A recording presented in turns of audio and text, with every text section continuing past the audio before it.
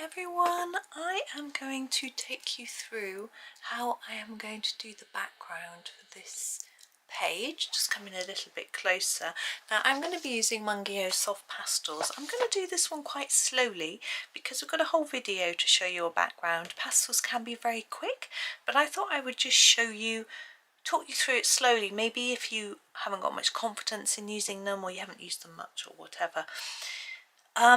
This was done in a video already, pastel tint pencil, so it's very pale. So we need to think about background wise. Now if we do something really vibrant, the background will stand out and we won't see the subtlety of the different colours within the Dragonfly. So I don't want to do it particularly dark. Okay, now first thing always with pastels is to protect your book. Now as you sweep your pastel off the edge of the page, it's going to go down the edge of your book, so always have some paper which overlaps the edge. Now if you are particularly messy, it can be good to put a piece over the facing page as well. I'm actually going to put my pastels there to try to prevent that. I am messy, so okay. Now it doesn't matter what brand of pastels you use, let's let you see them, but there are, I haven't tried lots of brands, so I can't say that this particular one is better than any other. I've got no idea.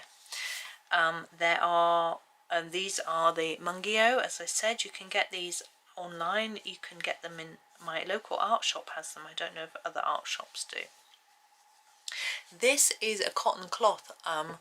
It's been used on that side, and they're reusable makeup pads. I'll leave a link to this because although it's a British shop, I buy them from Superdrug. I find them really good, so I'll leave a little link, and they come in a bag like this, so you can, what I tend to do is hand wash them first a little bit to get rid of most of the pastel with some soap and water, just washing up liquid or something, and then seal them in the bag and put them in the washing machine, and then the small cloths don't get lost in the machine, and then I just spread them out on my radiator to dry any time of the year. So they're quite useful, and then you don't have to find anything special to apply them with. It works very well. I think I even use them for my pan pastels as well. Right, now so we've got to choose our colour. So I'm looking at this palette now. We've got lots of warm colours. We're not going to be using those. We're going to be looking towards pinks, purples, blues to go together with what we've done here. We want something subtle but that we can still see, and then we've got all these little details here which I'm going to probably put in with a pen afterwards. I can't do that sort of detailing with pastel, you know. So in my set I've only got two purples, this very light one and this slightly darker one. I've got quite a lot of blues, but these are more turquoisey, which I don't want, and these are quite dark. I'm not sure if I'm going to use those. We have a light grey here, which obviously we've used here, and we've got a few pinks, some of them quite bright. So I'm actually going to start with this really pale purple because I feel like it's the best match, but if you'll see as I rub my cloth on it, it's quite pale. But I'm going to have a go. I'm going to do this, start rubbing. Now rubbing in little circular movements I find to be the most effective. Now you want to try and go right up to the edge of your item, but try not to go onto the pencil. It's quite difficult when you're using something as large as this. Now what you can do is use these. I've only got one left. I need to get some. These are fashion for makeup, applying makeup, so you've got this sort of flat end and a round end. These are quite good for applying pastels. Those are also from Superdrug. I will leave you the link, or you could just use a normal cotton bud or Q-tip, as you call them across the pond, as we say. I think I'm going to use all this colour.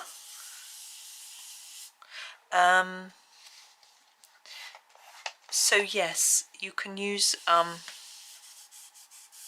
other things to get quite close to the edge.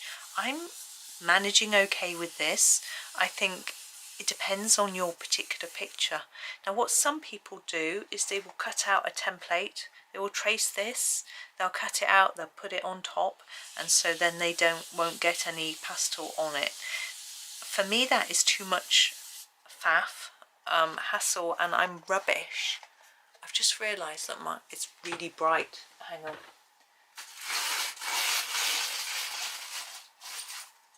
You can't, it was too glary, wasn't it? I'm not very good at cutting accurately, so I don't think that would be good. Now when you're applying your pastels, as well as doing this gentle circular movement, you need to hold your page, particularly when you come to the edge of the paper, because you can, if you're not careful, if you go too fast or you don't hold your page down, you can sort of scruff up the corners and then you get a crease. And you don't want that. Nobody wants a creased page in their colouring book. Now what you may also find is that your pastel doesn't lie flat on your page, that it looks sort of textured, and there might even be like fingerprints in it. Now what happens is if you put your fingers on your page, this is why I'm holding it on here, and they are slightly greasy, mine often are, I don't know why, you will get a fingerprint and that will resist your pastel. Now we might get one as we do this, we may not, depends. And the solution to that is quite simple. You can just erase it. You can use a normal pencil eraser, erase back what you've done and then go back over it again, and usually that resolves the issue. Some people even spread their pastels with their finger, which I used to do when I first started using them when I was at school, quite a long time ago. But it's very, very, very messy. It's fun, but as a child, oh well, I wasn't that young, teenager, I enjoyed that mess and fun. But now I have to do the cleaning and the washing, maybe not so much so. So I'm just gently working around the page, and I'm not trying to get a really even flat colour, but I do want a reasonable amount in every area. Okay, so it's just a matter of working each area and keeping on loading up with pastel. Now you may, if you look at my pastel tub, you can see which colours I use the most. I've only got 2 purples in this whole set, so the one of them is used up a lot. It's broken, you can see where it's been used so much, and some of these blues are broken too. It doesn't actually make any difference because I'm not picking them up to draw with them, which some people do with their pastels. It doesn't matter too much that it's broken, so I don't worry about it. Now these are chalk pastels, or soft pastel they're usually called. There are 2 types of pastel. There's an oil pastel and a chalk pastel. So the chalk pastels are like chalk. They're the consistency of chalk, dusty and dry, and I don't know whether you could get this effect with chalk if you rubbed on it. I've never tried, but that is what they are like. But the other type of pastel is called oil pastel, and it's very, very different. It's much more like a wax crayon, and so you would just draw on your page with it. But there are different types, and they seem, you can see here where I think I've got some fingerprints. I'm going to go over it a little bit more and see whether that gets rid of it, whether I need to erase. I think that's worked without me having to do anything too much. The oil pastels are very different, and I haven't used them very much at all. As a teenager I used them a few times, but not really, and I've only used cheap sets, which in my experience cheap sets don't always work as nicely as more expensive ones. Although these Mungyo Pastels, they are certainly a budget range, and they've been very good, but I've only ever had one other set of pencils, and they were Conte Paris, and pastels I mean, sorry, not pencil. And they are Conte Paris brand, and they were very good too, until they got a bit old. My book's just moved. Oh, there we go. and then they went very, I want to say very dry. It sounds a bit ridiculous because they're dry and dusty, but they went very, they sort of had crumbly, hard, dry bits in them. So as you rubbed it, the dust was sort of large, dry bits. It wasn't, they weren't very good. But I'm pretty sure that must have been the fact that they were 20 years old rather than indicating the quality of the actual brand. Now we've got a fair background now, and it is quite faint, and that is what I wanted to achieve, but it's quite boring. So what I'm going to do is add some other colour on top, which you can do with pastel. You can blend pastels together, different colours together, and do different things. Now I've got all these pinks, and I'm going to use a pink, but I need to choose which one. So I'm going to scrape a bit of pink onto the cloth and see what it's like. Now I think that this pale pink might be the best one to go for. So I'm going to grab some and have a look. It's quite subtle, I think. So I'm going to try and use it on this. No, I'm not. This pink, I'm going to use it on the corners. This pink, I know for a fact, bleeds into white pen. And I may be using white pen on these little, on this little section here. So I don't want pink there. So I'm going to do the corners, but go around that section and avoid it. Okay, I've now worked out what I'm going to do. I've got a plan. She has a plan at last. She's not just winging it. Do you like my joke? I've laughed at it. You don't have to. Right, so a little bit in the corner here, just to add a different colour, but avoiding those stars and dots and things.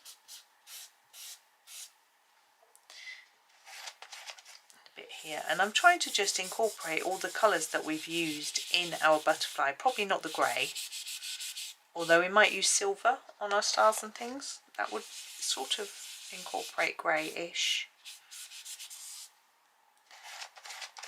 Now I find with pastel you tend to have to use more than you think, but you can layer just like you can with pencil. So if you're tentative, you can just take a little bit and try it, and then a bit more.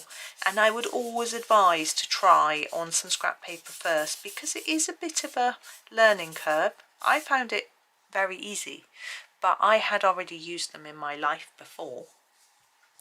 I've decided I want a blue behind this bit, but not that blue or that blue or that blue. Is this one going to work? Nope. What about this one? Oh, that's really dark. Look at that. I think that's the only one that's going to work. So I'm going to use it really carefully. So I'm going to just put on a tiny dab around there. Look. Yeah, so I'd already used pastels before, so it made it a little bit easier for me. I'd been taught how to use them in school, and I'd done sort of drawing and blending and backgrounds and things with them before, so that made it easy. So you need to be patient with yourself if you're struggling a little bit, because just because I make it look easy, it doesn't mean it is at all. There we go. And so, you know, just practice. And I tend to practice in books, but I know a lot of people prefer to keep all their pictures in their books looking really good, so they would prefer to practice somewhere else first. Downloads is also a good place to practice, because you can chuck it away or whatever if you want to. I don't ever chuck away any of my artwork, or you can just file it away and think, yeah, learning curve on that one. So that one's a little bit dark, I think. But maybe that's a bit light. I'm going to try and rub a little bit off that one because it's too dark. Now I'm going to have to use an eraser, which is going to be interesting. Oh, that was a big clatter. Here we go. I've got a Staedtler Mars plastic eraser. It's blue anyway. I'm just going to really gently rub over it like that. Now it will leave sort of lines and things. You'll probably have to reblend if you use an eraser, which is what I'm going to do. I'm just going to rub around a bit. There we go. Now I'm going to brush off. I've got this to brush all the bits off just gently, and then have a little look and then assess. Now You might feel you want your background to be a little bit darker, but I don't want it to stand out very much more than that. I'm quite happy with that, but I'm going to use some pen on our dots and stars. Okay, now as I say, because I want the dragonfly to stand out, if I do much more on that background, the background is going to be the key thing, which isn't what I want. Although the dots and stars may stand out quite a bit. Let's just tidy up my desk a little bit. And what I need to do for this is to lean on something, because if I run my hand around here, it's going to spread the pastel about. So I can use this paper. This one's got a dirty edge from where so I'm not going to use that one. I'm going to use this spare piece of paper. I'm going to fold it in half so that I get my white sides on the outside. There we are. And then I can lean it under my hand while I apply my pen. And I'm just having a think. And I'm thinking, I want to draw attention to the dragonfly, so white will be very bright, and I hope, and I think that will work better than something like silver, where it will only shine if it catches the light. I'm going to grab my Jelly Roll 10 and just have a go and see what happens. I don't know whether to add some white to the dragonfly itself as well, but I'm going to make my mind up when I have finished doing this. Now, realistically, there's no way I'm going to be able to cover every single one of those little tiny dots that are drawn here. I'm just going to do my best. There's so many of them. Now, I feel like my white pen looks a bit pink, but it might just be my imagination. I'm going to try and cover the dots, but my eyesight and accuracy isn't that good. So you may be able to do a much better job than me. Or you may decide you're quite happy to leave some black and some white. You could do some white ones in between the black ones if you want. And try and make it look like a bit of a mix. Now I have to decide whether I want to completely eliminate the black lines or whether I want to be happy with some of them showing. I think I'm going to try to eliminate them. Sometimes it's quite useful to leave a bit of the black line showing, because if your white pen isn't showing up perfectly, then it can help to highlight your white marks. But I think we'll be okay here. So I'm going to try to go around the edge and over the black lines. But it's up to you. It depends on the look you're going for. There's nothing wrong with showing black lines. The rest of our dragonfly will certainly be showing his black lines. I'm not going to be going around those, but you might prefer to. Some people like to eliminate all of the black lines in a picture. Now with a white pen, sometimes it is useful to go back over with a second layer. It very much depends on how well it sits on the first layer, but also how thick you've applied it, and the specific pen brand changes. But while I'm doing this, I'm going to talk to you about fixative. Now there are different types of fixative solution that you can buy, usually in a spray can. Now there are final sort of fixatives which will add a sort of layer on top, and that will be the end of your picture. But there are also what's called workable fixatives. So although they fix the layer that you're working on, so it might fix this top layer, say, you can still work with what you've got. You can still apply more on top, and that can be more useful in case you're a little bit unconfident and you're not sure whether you've actually finished.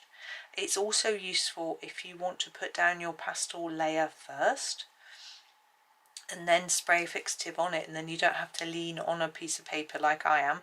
You can spray it and then come back to it like I am here. So you could do that. There are pros and cons to fixatives. I mean, it will stop this pastel layer going over onto this page. Some are more effective than others. Sometimes you need to spray several times before it properly fixes it, and that does depend on the thickness and colour that you've been working with. If you've been working with a black and you've got lots of thick black pastel, then you're going to want to spray quite a lot, I would say a couple of layers of fixative on to make sure it doesn't transfer to the other page. However, fixative is really stinky. Okay, it really stinks. I cannot bear it. And I have got a second type of fixative because mine was so smelly. I wrote to an art shop. My art shop had closed, I think. I emailed one and said, you know, do you have a fixative that doesn't smell? So they sold me one, and it does smell, but it isn't so strong and it isn't so offensive, if you know what I mean. It's not so nasty. But I tend to use my fixative outside. So when it's a dry, sunny day, I use it and leave it outside for a few hours. But if it's windy, then the pages of your book might blow around and they might even curl up. So you need to be careful of that. Now the fixative I have that is doesn't smell, doesn't spray such a fine mist because it's got a sort of pump spray rather than a aerosol type spray. It's hard to describe. And it's therefore very difficult to control how much I get, and I tend to saturate the page so much that it dries all wrinkly as if you'd done a watercolour painting or something on it. So that's a bit of a disadvantage of that one. So I can't really choose between which is the best of my fixatives because they behave in different ways and they both have pros and cons. Something that does fix pastel is blending solution. So if you want to do that, you could just paint or colour over it with some blending solution, and that would fix it. It just seems like the wetting fixes it, even if it doesn't have to be specifically a fixative. I found that with my pastels anyway. But a fixative can also be used to fix pencils. So if you've been using something that tends to transfer quite easily, I find a softer pencil will, you know, a Prismacolor, that type of thing. Putting a fixative over will help it not to do that, but I just tend to put a piece of paper behind the page a little bit and it tends to protect it. Sometimes it's not as effective as I'd hope, but actually if either pastel or pencil transfer onto your facing page, then you can just erase them with a normal pencil eraser. So you can just quickly go over the page with like the pencil eraser I just showed you, a nice big Staedtler Mars plastic eraser. If it's dirty like that, rub it on your desk first or on a scrap piece of paper and that bit will rub off. Do check your eraser because I did this the other day. I was using a different type of eraser and I had made a bit of a mistake on a face, and so I grabbed my eraser like this, and I hadn't cleaned the end and it had blue on it, and so I went over the face with the eraser and it deposited the blue all over the face. Of course, blue face was not the look I was going for. And so I tried to keep erasing. Once I cleaned the eraser, it wouldn't come off, it stained the paper. So how I rescued it, just in case you need to know, was I used a white pen like this to go over the top of the blue, which fortunately erased it, and then put a little bit of light pencil on top. But it wasn't ideal, so you need to be a bit careful. Perhaps best to clean them after use, just so that you don't accidentally quickly grab it and then make a mess. I'm not that organised, but you know, you might be. But that's the sort of lowdown on fixative. I've got two types. One of them's on the floor, so I can't remember what it's called. The spray one. Oh, there it is. Bear with me, I'll grab it.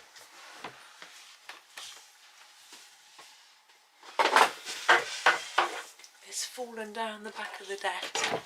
Oh, here it is. This is Loxley. This is the one that smells, but it says it's got UV filter and yeah, it's all quite good. It tells you to position a drawing horizontally or slightly inclined. Never incline it, always keep it completely flat. I inclined mine once and I sprayed it and the fixative ran down the page and spoiled my picture. This is an odour-free, non-toxic or natural fixative made of egg. And this is the one that's very runny and makes the page curl up. So it's a little bit tricky. It's a sort of casein, denatured grain, alcohol and water. So this one obviously isn't vegetarian. Well, it's not vegan. I don't know what this one's got in it. It doesn't want to tell me.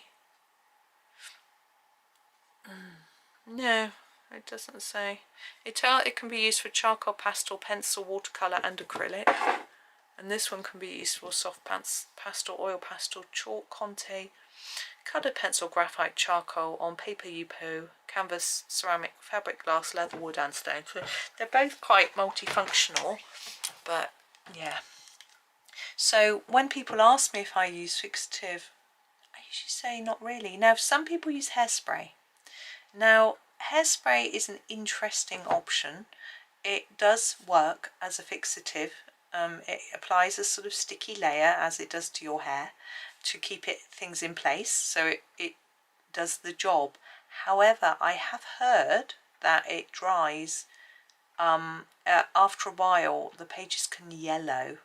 Now that's not ideal, is it? You don't want your pictures going yellow. So I don't know whether certain ones are better than others, or whether it depends what's in it, or whether it's got perfumes, or I've no idea, because I don't use hairspray. I don't need to.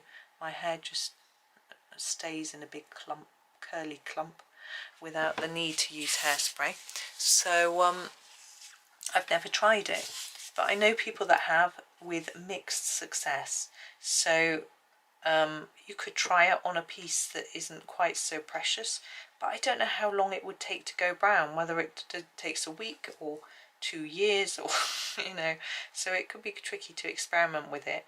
And you could scribble some pencil on a bit of paper, some pastel on a bit of paper, spray it and just put it in your window and see what happens. I don't know why I think UV is going to affect it, but anyway, you could try, but it depends how precious you are about your picture, really. I think just need to be a bit careful and aware, effectively. But you know, ask on colouring forums and groups whether people have tried it and which ones go brown and which ones don't, that sort of thing, whether there's a difference. But obviously if you go to your art shop, they will want to sell you the fixatives, and they are expensive, very expensive. So that is also an issue, obviously, because they're probably more expensive than a pack of pastels, you know. So that's part of the reason why I don't use them, as well as the fact that it's messy, has to be dry. Like today, I could use it on this page. I don't know if I would use it on top of a white pen. Probably I would have used it before applying the white pen. But if you use it on this page, I would want to do it outside when the weather was sunny and not windy. Or it doesn't have to be sunny, but dry. And it's actually raining at the moment and breezy, so I wouldn't want to use it. So that's why I don't use it very often. It has to be exactly the right weather when I'm happening to be doing pastels too for me to use it. So I just don't tend to anymore. I just don't bother. And I do get some transfer across to the other page, as I say, just erase it. And sometimes I get that when I do a sort of completed book flip through. I'll see how there's a bit of it has gone across to the other page, but I'm not too worried about it. It happens with pencil too, particularly if you've got a really thick layer. So let's say I decided to do this tail in really thick dark pencil, of course I wouldn't, and nothing else. Then when, say, I coloured the back really hard, imagine, and then it might transfer to here. I would put a piece of paper in here if I was working on the back page of here, but if I was going, I only do it on the page directly behind. So if I was going a few pages behind, there would still be some pressure on it and it would transfer a little bit. So I just don't get too precious about things like that, really. But some people do, so you just have to think about what's going to work out best for you, really. It's just a personal thing. And of course it depends on your budget. You know, art materials aren't cheap, are they? And sometimes budget things are better. You know, like these pastels are cheap and, well, I don't know if they're better, to be honest, but sometimes they're not. It just depends, and it can depend on what you're used to as well. You know, I sometimes look at a picture, or, you know, I remember when I first started out, I looked at people's pictures and thought if I had the money and I could buy the pencils or whatever materials they were using, I'd be as good as them, but no. It doesn't work like that. It can help you, absolutely, but you still got to practice. It doesn't just, it's not a magic wand. You know, a Prismacolor pencil, a Holbein pencil is not a magic wand to producing a brilliant piece of art. You will find that actually your art will get worse when you first start a new brand, because you've got to get used to it. So yes, it will get worse to start with before it gets better. And so it can be a bit disappointing, but anyway, fortunately I learned that lesson. But I still like my polychromies pencils a lot. I do think I'm better when I use them than with other pencils, but I'm more confident with them and I've used them more than any other brand. So that's going to have a huge bearing on everything. Just trying to eliminate that black line a bit there. I'm contemplating whether to do this bit under here in my white pen or whether to leave it in the black. I think if I do it in the white, it might make it disappear, and I don't know if that's a good or a bad thing. So I'm just thinking that through while I'm finishing off this little bit down here. I thought this would be a really short video, but I have nattered on so much, but I hope that some of the information is new to you and useful, and hopefully will help you a little bit. I just thought it would be useful to just talk about different things. Now, backgrounds is also quite an interesting topic to me, in that I personally feel that some pictures are better without them and some pictures are better with them, and it is obviously a matter of personal taste whether you like a background or not. I mean, I think it's very tempting to look at pictures with backgrounds and just be wowed by them and think that you must have a go, but some of my pictures that I've done with backgrounds are appalling. I know that sounds really self-critical, and I'm just being honest, and because I thought I had to have one, so I had to go, and I wasn't in the mood for it, or I started it and got bored, or I just picked a completely wrong idea, or the background stands out and you can't see the subject of the picture for the background. There's all sorts of reasons why some of them just don't work. So it's really important, I think, to decide whether you actually need one or not. For example, this one, I didn't want anything bold and big. You could, of course, I've seen, I think it's this page, with a leaf behind the butterfly that someone's drawn in. Very admirable. I can't draw. Things like that you could do, and that's okay. But it's just, you would need a much brighter dragonfly to make sure the subject stood out. You know, I've seen people do all sorts of different backgrounds. It's just, you know, making sure that it ties in with the picture.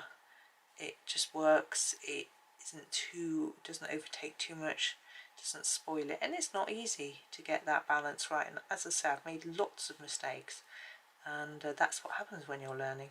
We're all still learning. You know, I started colouring in 2013. I am learning so much still. I did a course the other day and I learnt some things. I looked in a book, got a new book on colouring techniques recently. You know, there's still so much to learn, but it's fantastic fun. Right, I have finished doing my dotting. I have no idea how much of it you can see, but I think it looks quite magical now, which is what I wanted to achieve. So there we go. So I'm going to finish now, but I hope that's okay. If you have any questions, do pop them in the comments, and I'll answer them. Any questions about backgrounds, about pastels, about fixatives. I don't know all the answers, but I might be able to direct you to somewhere or someone that does. But thank you very much for watching. Hope that you have a really super day, and happy colouring.